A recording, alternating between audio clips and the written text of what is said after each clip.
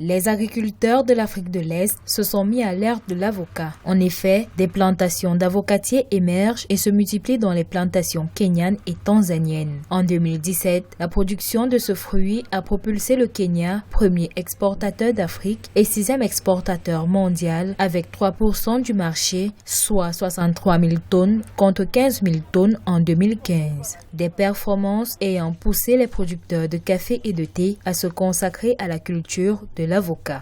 L'avocat est à la mode dans les pays européens. Les pays occidentaux ont exprimé une très forte demande, c'est-à-dire à partir de l'avocat, on peut avoir de l'huile, qui est un produit qui est facilement transformé et à la portée de petits agriculteurs. En Tanzanie, par ailleurs, le succès rapide des cultures d'avocats a convaincu certains producteurs de bananes d'essayer les avocats. Déjà, le pays compte plus de 2000 agriculteurs qui entretiennent leur propre verger d'avocats. En 2017, Africado, l'un des importants producteurs d'avocats du pays, a obtenu 2,8 millions de dollars pour développer son activité. L'avocat est devenu une opportunité d'investissement au Kenya et en Tanzanie. Et l'État a mis tous les moyens en place pour encourager les jeunes à embrasser cette opportunité. L'entretien de café et le thé demande une forte main-d'œuvre, beaucoup d'argent et beaucoup de travail. Quant à l'avocat, il n'a pas besoin de ces soins que requiert le café et le thé.